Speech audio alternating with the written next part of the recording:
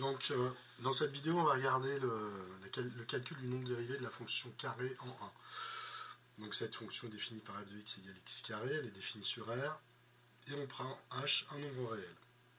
Donc, pour calculer ce nombre dérivé, on doit commencer par calculer le taux de variation de f entre 1 et 1 plus h, c'est-à-dire l'image de 1 plus h moins l'image de 1, le tout divisé par h. Alors, pour ceux qui ont du mal à calculer l'image de 1 plus h, et bien tout simplement 1 plus h est le nombre dont je veux l'image, puisque c'est la fonction carré, et bien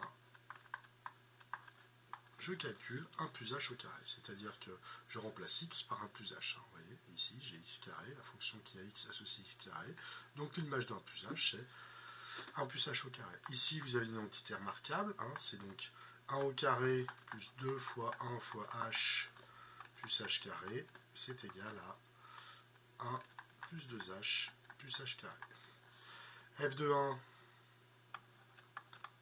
eh bien l'image de 1 c'est 1 au carré, c'est 1.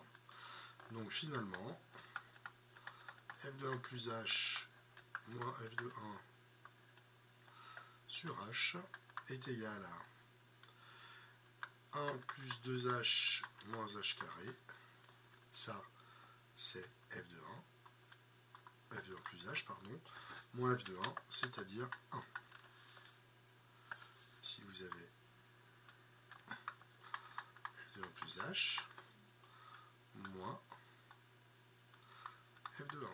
D'accord? Et le tout divisé par h.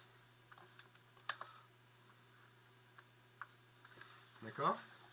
Alors, eh bien, 1 moins 1, ça s'élimine. Il me reste donc 2h moins h carré sur h. Alors, soit je divise chaque membre de cette différence par h, soit que je factorise le h. Ça fait donc h facteur de 2 moins h, divisé par h. Et là, j'ai un h en haut, un h en bas, dans un quotient. Il se neutralise et j'obtiens 2 moins h.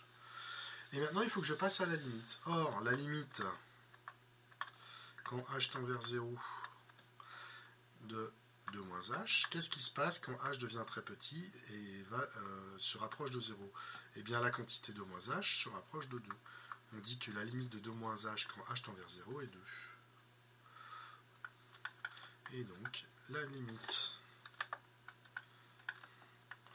de f de 1 plus h moins f de 1 sur h quand h tend vers 0 est égal à 2. On en déduit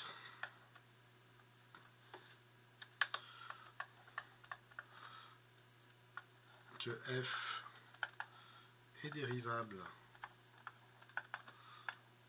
en 1, puisque le taux de variation entre 1 plus h et 1 de la fonction carrée admet une limite finie qui vaut 2. f est dérivable en 1, et le nombre dérivé de la fonction carrée en 1 est égal à 2.